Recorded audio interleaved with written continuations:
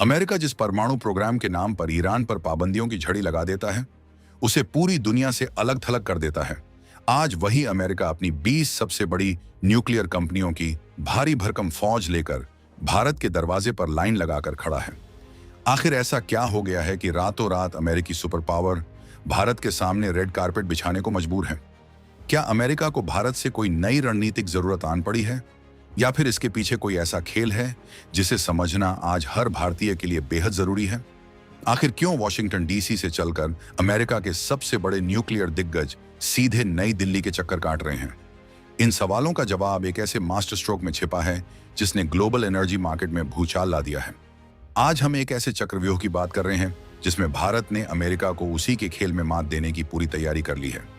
एक तरफ भारत की वो महत्वाकांक्षी योजना है जो अगले 21 सालों में इस देश की ऊर्जा की पूरी तस्वीर बदल कर रख देगी, और दूसरी तरफ अमेरिका की वो छटपटाहट है जो किसी भी कीमत पर इस बहती गंगा में हाथ धोना चाहता है। भारत ने लक्ष्य तय किया है कि 2047 तक हम अपनी न्यूक्लियर पावर क्षमता को 100 गीगावाट तक पहुंचा देंगे। अब आप सोच रहे होंगे कि इसमें अमेरिका का क्या फायदा? फायदा है, और बहुत बड़ा फायदा है। यह पूरा बाजार करीब 280 से लेकर 300 अरब डॉलर का है। इतनी बड़ी रकम देखकर दुनिया के किसी भी देश की लार टपक सकती है, और अमेरिका भी इसका अपवाद नहीं है। लेकिन यह रास्ता इतना आसान नहीं है। आखिर ऐसा क्या हुआ कि दशकों तक भारत से दूर भागने वाली विदेशी कंपनियां आज खुद चलकर भारत आ रही हैं? इस पूरे गेम को पलटकर रख देने वाले उस ब्रह्मास्त्र का नाम है शांति एक्ट। ये कोई मामूली कानून नहीं है। इसका पूरा नाम है sustainable harnessing and advancement of nuclear energy for transforming India. जैसे ही भारत सरकार ने इस नए कानून का ऐलान किया, दुनिया भर के न्यूक्लियर मार्केट में हड़कंप मच गया। जो अमेरिकी कंपनियां कल तक भारत में निवेश करने से कतरा रही थीं, वो आज भारत सरकार को मनाने में जुटी हैं। आखिर इस एक्ट में ऐसा क्या जादू है? इसे समझने के लिए आपको थोड़ा पीछे जाना होगा। दरअसल भारत का पुराना परमाणु उत्तरदायित्व कानून, जिसे साल 2010 में बनाया गया था, विदेशी कंपनियों के लिए किसी बुरे सपने से कम नहीं था। उस कानून के तहत अगर किसी परमाणु संयंत्र में कोई हादसा होता था तो उसकी भारी भरकम कानूनी और आर्थिक जिम्मेदारी उस कंपनी पर भी थोप दी जाती थी जिसने उसके उपकरण सप्लाई किए थे। आप इसे एक बहुत ही सीधे और सरल उदाहरण से समझिए। मान लीजिए आप एक कार खरीदते हैं और दुर्भाग्य से उस कार का एक्सीडेंट हो जाता है। अब पुराने कानून के हिसाब से उस एक्सीडेंट का हर्जाना कार चलाने वाले के साथ साथ उस कंपनी को भी देना पड़ता जिसने वो कार बनाई थी। जाहिर सी बात है, दुनिया की कोई भी कंपनी ऐसी शर्त पर भारत में अपने अरबों डॉलर के उपकरण क्यों बेचेगी? विदेशी कंपनियों को हमेशा इस बात का खौफ सताता था कि अगर भारत में कुछ ऊंच नीच हो गई तो उन्हें कानूनी और बीमा के दांव पेंच में ऐसा उलझाया जाएगा कि वो बर्बाद हो जाएंगी। यही वजह थी कि साल 2008 में हुए ऐतिहासिक भारत अमेरिका सिविल न्यूक्लियर समझौते के बावजूद जमीन पर कोई भी बड़ा प्रोजेक्ट शुरू नहीं हो पाया। सब कुछ कागजों पर ही सिमट कर रह गया था। लेकिन अब शांति एक्ट ने इस पूरे सिस्टम को जड़ से बदल दिया है। शांति एक्ट ने इस पुरानी रुकावट को चकनाचूर कर दिया है। इस नए कानून ने उत्तरदायित्व के नियमों को काफी हद तक नरम किया है और भारत के सिस्टम को अंतर्राष्ट्रीय मानकों के बिल्कुल करीब लाकर खड़ा कर दिया है। सबसे बड़ी बात यह है कि इस कानून ने भारतीय निजी कंपनियों के लिए भी परमाणु ऊर्जा संयंत्रों का मालिक बनने और उन्हें चलाने का रास्ता एकदम साफ कर दिया है। वॉशिंगटन डीसी में स्थित न्यूक्लियर एनर्जी इंस्टीट्यूट की प्रेसिडेंट और सीईओ मारिया कोर्सनिक, जो इस समय अमेरिकी प्रतिनिधिमंडल का नेतृत्व कर रही हैं, उन्होंने साफ शब्दों में कह दिया है कि अब अमेरिकी परमाणु उद्योग भारत के साथ काम करने के लिए पूरी तरह से तैयार है।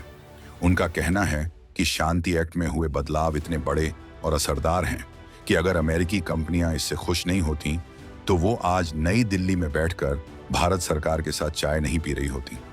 लेकिन क्या यह सब इतनी आसानी से हो जाएगा? क्या अमेरिका बिना किसी शर्त के भारत को अपनी तकनीक दे देगा? बिल्कुल नहीं। मारिया कोर्सनिक ने यह भी साफ कर दिया है कि अमेरिकी कंपनियां अभी भी एक बहुत ही अहम मुद्दे पर अड़ी हुई हैं। उनका कहना है कि सिर्फ संसद में कानून पास कर देना काफी नहीं है। असली परीक्षा तो उन नियमों और शर्तों की होगी जिनके जरिए इस कानून को जमीन पर लागू किया जाएगा। अमेरिकी इंडस्ट्री चाहती है कि उन्हें इन नियमों को बनाने में शामिल किया जाए ताकि नियम उनके व्यापार के अनुकूल बन सके। परमाणु उद्योग कोई छोटा मोटा खेल नहीं है। इसमें अरबों डॉलर लगते हैं और जोखिम भी बहुत ज्यादा होता है। ऐसे में कोई भी विदेशी निवेशक किसी भी तरह की अनिश्चितता से बचना चाहता है। अब सवाल ये उठता है कि क्या भारत सरकार अमेरिकी कंपनियों के दबाव में आकर अपने नियम बदलेगी या फिर अपनी शर्तों पर उन्हें काम करने के लिए मजबूर करेगी? इस वक्त भारत के लिए दाम बहुत बड़ा है। आज की तारीख में भारत की न्यूक्लियर पावर क्षमता सिर्फ 8 गीगावाट के आसपास है और हमें इसे बढ़ाकर 100 गीगावाट तक ले जाना है। जरा सोचिए, 8 गीगावाट से सीधा 100 गीगावाट की छलांग। ये कोई मामूली बात नहीं है।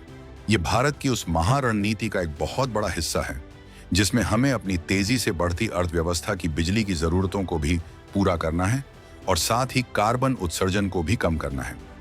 भारत ने दुनिया से वादा किया है कि हम पर्यावरण को बचाने के लिए क्लीन एनर्जी की तरफ बढ़ेंगे और न्यूक्लियर एनर्जी से बेहतर, साफ और लगातार बिजली देने वाला कोई दूसरा विकल्प फिलहाल मौजूद नहीं है।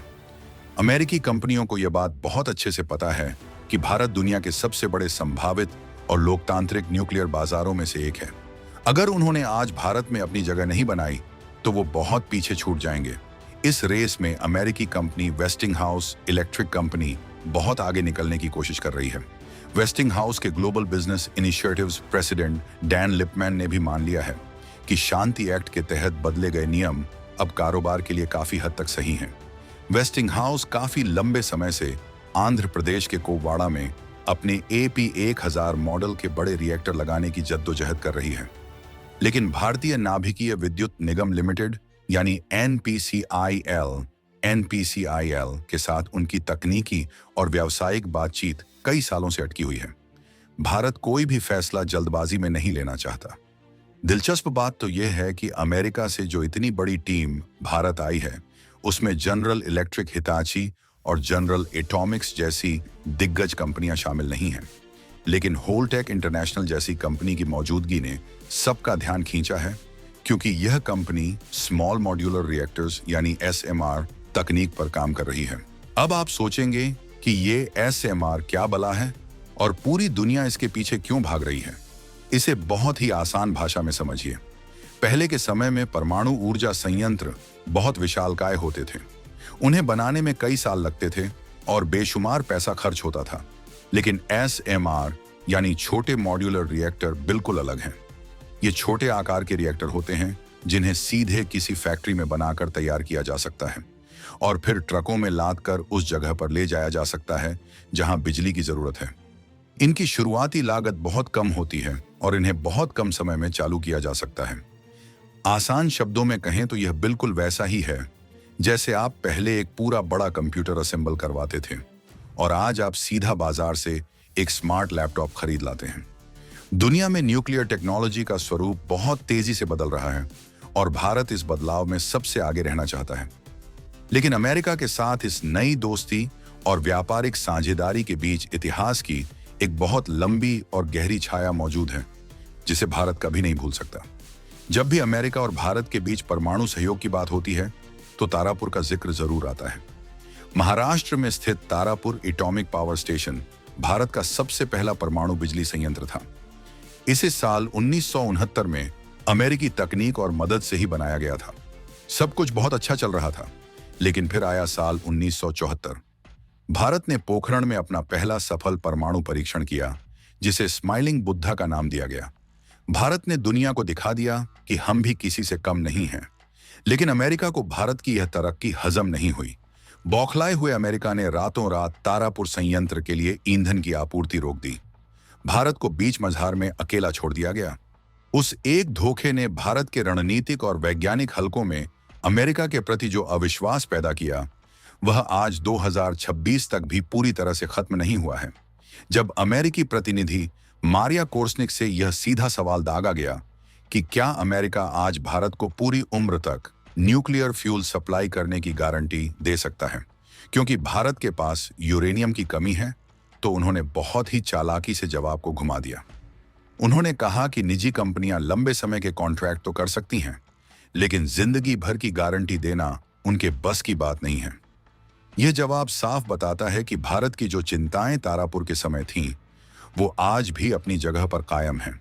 अमेरिका आज भी अपनी शर्तों पर भारत को बांध कर रखना चाहता है, लेकिन वो यह भूल रहा है कि आज का भारत अपनी ऊर्जा सुरक्षा के साथ कोई समझौता नहीं करने वाला।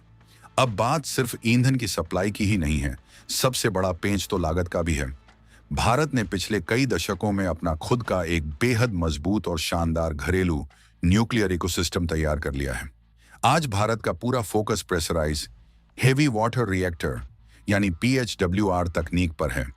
भारत आज जो नए 700 मेगावाट के रिएक्टर बना रहा है, वो पूरी तरह से स्वदेशी तकनीक और निर्माण क्षमता से तैयार किए जा रहे हैं। इसका नतीजा यह है कि भारत में न्यूक्लियर प्रोजेक्ट सिर्फ करीब 20 करोड़ रुपए प्रति मेगावाट की लागत पर बनकर तैयार हो जाते हैं। ये पूरी दुनिया में सबसे सस्ती और भरोसेमंद तकनीक में से एक है। अब अगर अमेरिकी कंपनियों को भारत के बाजार में अपना सिक्का जमाना है, तो उन्हें भारत की इस स्वदेशी लागत को टक्कर देनी होगी। क्या अमेरिका के महंगे और भारी भरकम रिएक्टर भारत के स्वदेशी और सस्ते रिएक्टरों का मुकाबला कर पाएंगे?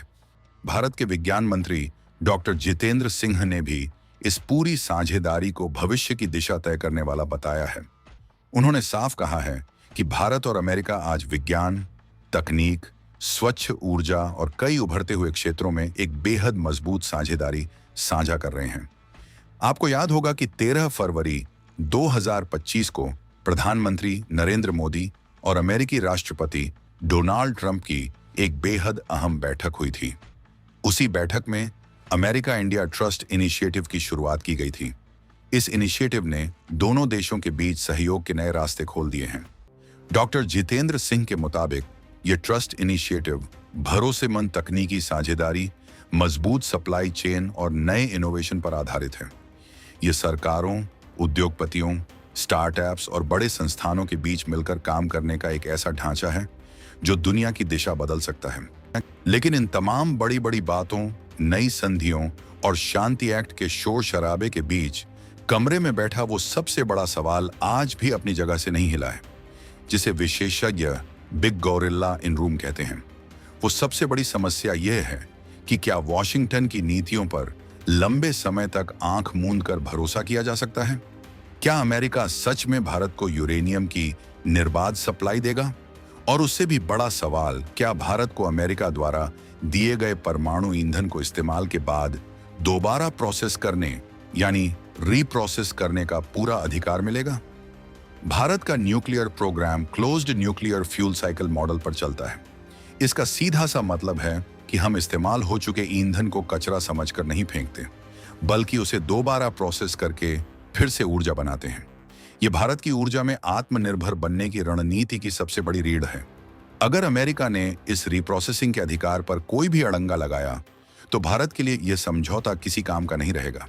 यही वो जगह है जहां तारापुर का पुराना कड़वा घूंट आज भी भारत की रणनीतिक सोच में गूंजता है।